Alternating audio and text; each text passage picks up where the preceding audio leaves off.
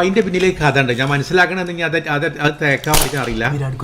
ഞാൻ 18 പെണ്ണ് പോയി കണ്ടിട്ടുണ്ട്.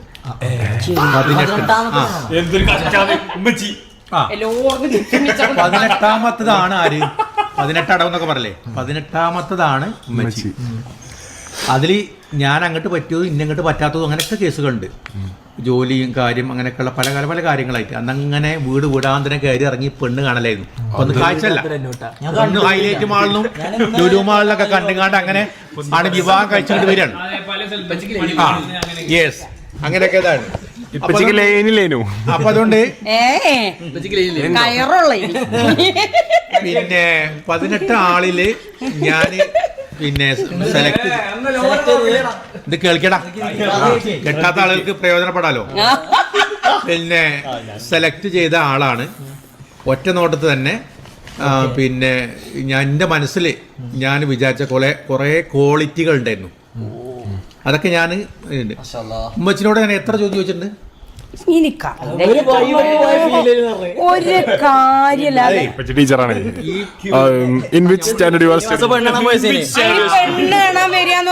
എത്ര വരെ പഠിച്ചു? ബിഎഡിന് പഠിക്കുമ്പോ എന്റെ കൂട്ടുകാരായിട്ട് ഉച്ചഭക്ഷണം കഴിച്ചു കഴിഞ്ഞിട്ട് ഇങ്ങനെ സൊറക്കയിക്കും. അപ്പൊ പറയും ഈ കെട്ടാൻ പോണ പെണ്ണിനോട് ചോദിക്കാൻ പോണ ഒരു ചോദ്യം ഒന്ന് പറയാറി. അപ്പൊ അങ്ങനെ ആലോചിച്ച് കാര്യമായിട്ടുള്ള ചോദ്യം ചോദിക്കാം. അപ്പൊ നമ്പർ 1 അത് എഴുതിയിരിക്കും.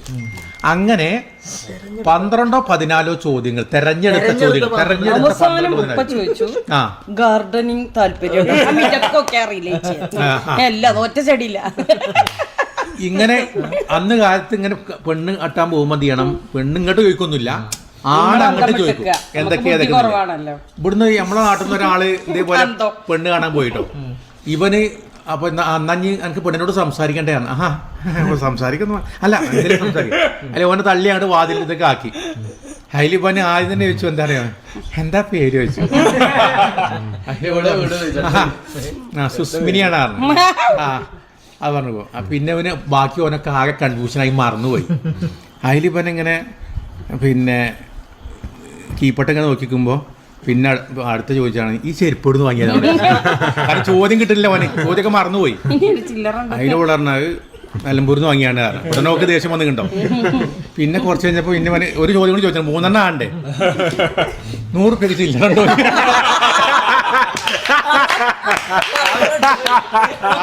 അതോടുകൂടി ആ ഓടെങ്കിലും പെണ്ണ് മോന് പെണ്ണുമില്ല കൂലിയില്ല.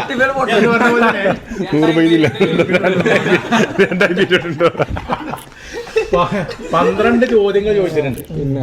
ആ ചോദ്യത്തിനൊക്കെ 90% ആൻസർ നൽകിയോണ്ടാണ് ഇന്ന് നുസ്രത്ത് ബീവി അടുക്കത്ത് വീട്ടിൽ ഈ ഇശൽ മൻസിൽ ഇശൽ വീട്ടില് സഹധർമ്മിണിയായിട്ടും കുടുംബിനിയായിട്ടും ഒക്കെ വാഴുന്നത്.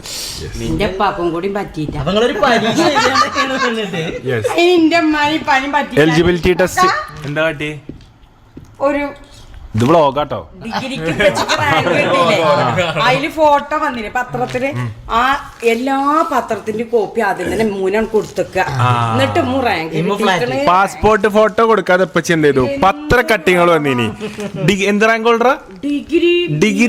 ഡിഗ്രി BA അറബിക്ക് 1ാം റാങ്ക് നേടിയ സിദ്ദീഖ് ഹസൻ അഭിനന്ദനങ്ങൾ എന്നുള്ള മലയാള മനോരമയിലെ കട്ടിങ്.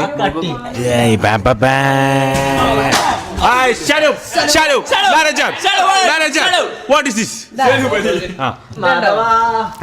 അപ്പം ഹഡി പൂക്കുറ്റി, അവിടെ ഒരു ബസർ പൂക്കുറ്റി.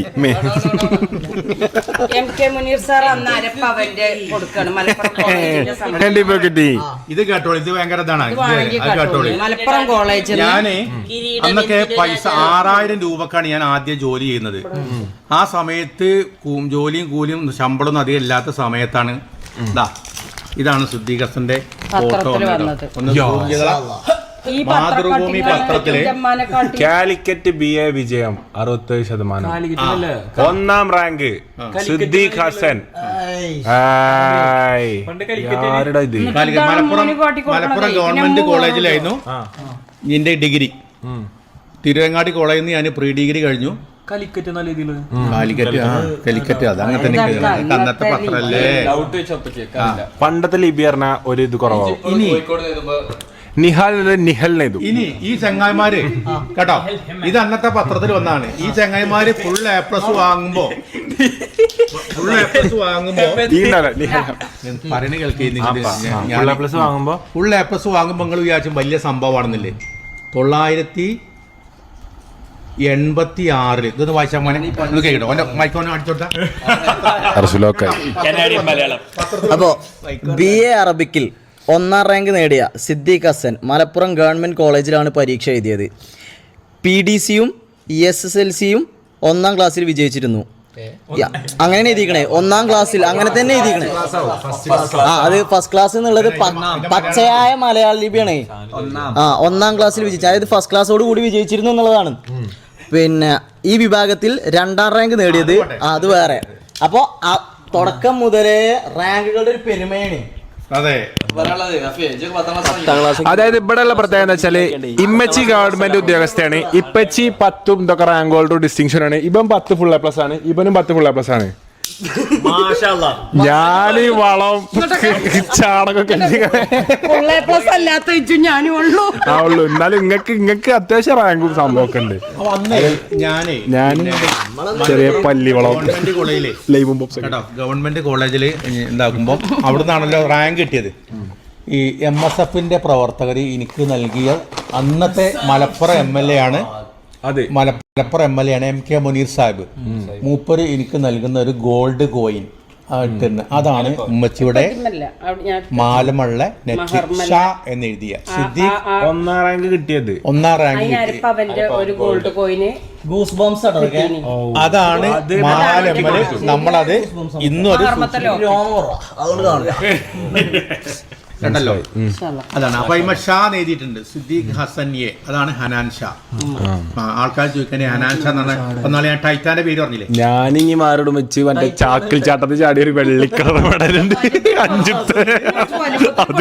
അത് അടിച്ചു വരട്ടി പെയിന്റ് ഒക്കെ അടിച്ചു കൊടുത്തു. അതെ, ഒരു 5 ബെൽറ്റ് അടിച്ചാൽ മതി. ചക്രമാല